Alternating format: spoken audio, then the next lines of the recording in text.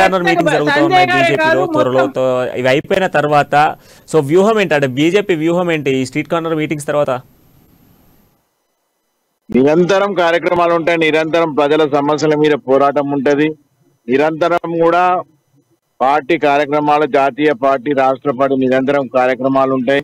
ప్రజా సమస్యల మీద పోరాటం పెద్ద ఎత్తున, వీళ్ళ అవినీతి మీద పోరాటం ఉంటది, ఇక్కడ జరుగుతున్న అన్యాయాల మీద, ఇక్కడ జరుగుతున్న అన్ని సమస్యల మీద ప్రతి జిల్లా వ్యాప్తంగా ప్రతి నియోజకవర్గంలో పెద్ద ఎత్తున పోరాటాలు కూడా ఉంటాయి. పార్టీని పటిష్టం చేస్తూ ప్రజలను మమేకం చేసుకుంటూ ప్రజా సమస్యలపై పోరాటం చేసుకుంటూ పార్టీ ముందుకు సాగుతుంది. ఖచ్చితంగా ఎలక్షన్లు అయ్యేంత వరకు నిరంతరం ప్రజలలో ఉండే విధంగా కార్యక్రమాలు ఉంటాయి. ప్రతినిత్యం ప్రజలతో ఉండే విధంగానే పార్టీ కార్యక్రమాలు రూపొందిస్తుంది. దాని కార్యకర్తలు కూడా సిద్ధంగా ఉన్నారు. ఏ కార్యక్రమం ఇచ్చినా ఇవాళ చేయడానికి ప్రతి కార్యకర్త సంసిద్ధంగా ఉండడం. వాళ్ళకి చిరకాల కళ తెలంగాణ రాష్ట్రంలో భారతీయ జనతా పార్టీ ప్రభుత్వం ఏర్పడాలి.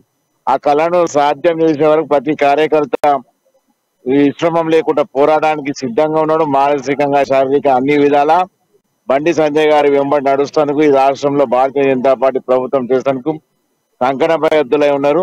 ఖచ్చితంగా అట్లా నీరు పెడుతుందని చెప్పి కూడా తెలియజేస్తున్నారు.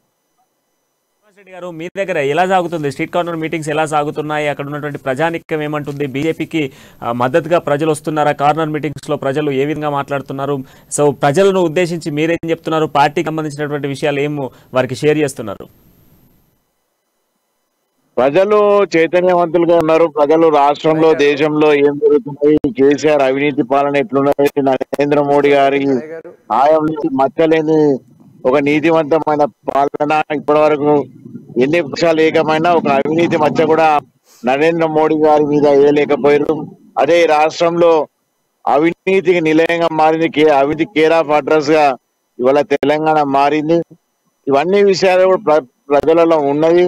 ప్రజలు సమయం కోసం వేచి చూస్తున్నారు. ఎప్పుడు ఎలక్షన్లు వచ్చినా ఈ కేసీఆర్ వీడియోలు కావాలని చెప్పి వారి యొక్క ప్రవర్తనలో మనకు అర్థమవుతున్నది. వారి ప్రజల స్పందన ఉన్నది. ఎప్పుడు ఎలక్షన్లు వచ్చినా గానీ భారతీయ జనతా పార్టీ పరం కావాలి. ఈ రాష్ట్రంలో కూడా డబుల్ ఇంజిన్ సర్కారు రావాలి. ఈ రాష్ట్రంలో కూడా పేదల పక్షాన నిలబడే ఒక ప్రభుత్వం రావాలి.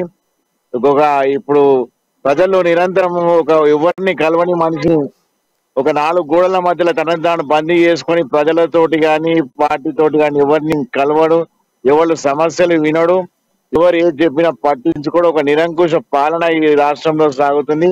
ఆ పాలన అంతమొందాలి, ఈ కుటుంబ పాలన అంతమొందాలి, ఈ అవినీతి పాలన అంతమొందాలని భారతీయ జనతా పార్టీ వస్తే బాగుంటుందని ప్రతి ఒక్క మనసులో ఇవాళ తెలంగాణ వ్యాప్తంగా ఒక ఆశాదీపం భారతీయ జనతా పార్టీ ఈ కార్నర్ మీటింగ్ల ద్వారా కనబడుతున్నది.